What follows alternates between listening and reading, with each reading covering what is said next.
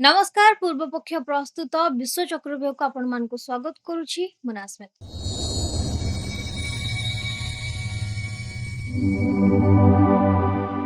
दर्शक बंधु जम्मू काश्मीर रे पुणी थरे निरीह लोक एवं आमर सुरक्षा कर्मी को लक्ष्य करी आतंकवादी आक्रमण आरंभ हो जाइछि।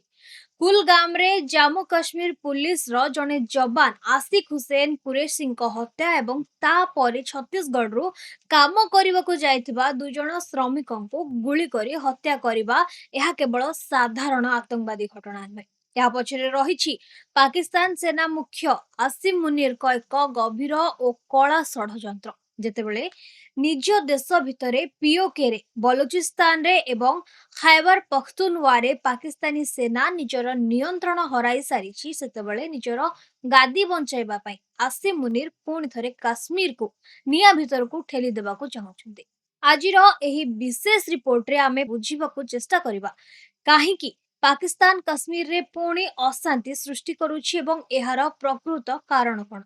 सर्वप्रथमे आसंतु जानिबा काश्मीर रे गत किछि दिन मध्यरे कोन घटिछि। अमरनाथ यात्रा सुरक्षा रे नियोजित जम्मू काश्मीर पुलिस रो जवान आसिक हुसैन कुरैशी को आतंकवादी माने निर्मम भावे हत्या कले।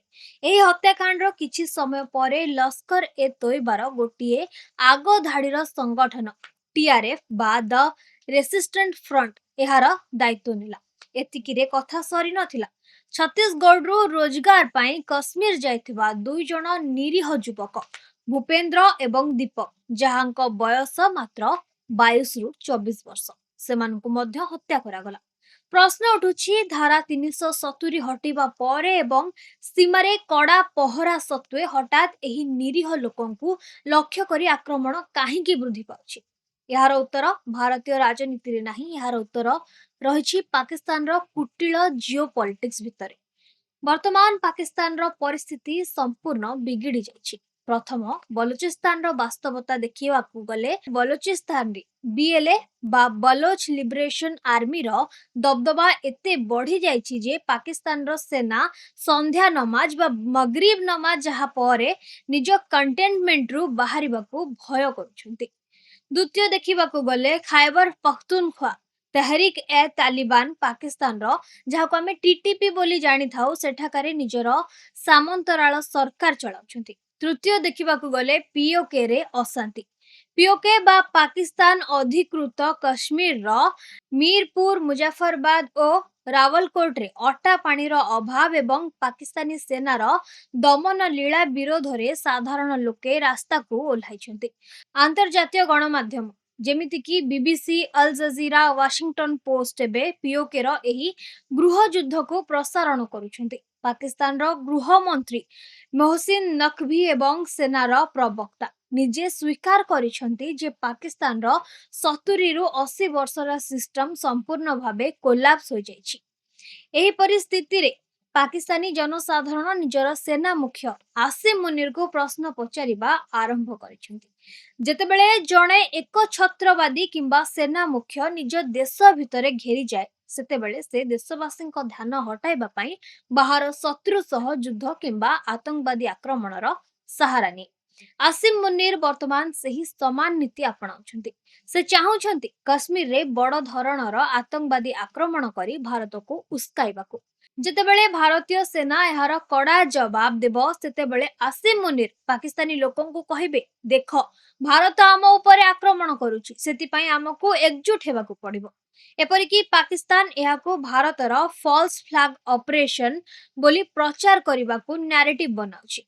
गाजा शांति आलोचना और अमेरिका सऊदी सुरक्षा गोष्ठी रे शामिल होई पाकिस्तान निजको अमेरिकार प्रिय पात्र भावी भारत विरोध रे एही दुस्साहस करुछि। किंतु पाकिस्तान भूली जाउछि जे एहा 2024 एवं 26 रो नुआ भारत। प्रधानमंत्री नरेंद्र मोदी पूर्वर ही स्पष्ट करि सारिछन्ति जे भारतीय माटी रे कोनोसी भी आतंकवादी आक्रमण को सह्य करा जिवो नै। ऑपरेशन सिंदूर हेउ किबा सीमा पार संपाई रणनीति भारतीय सेना प्रत्येक चैलेंज रो उचित जवाब देबाकू संपूर्ण प्रस्तुत।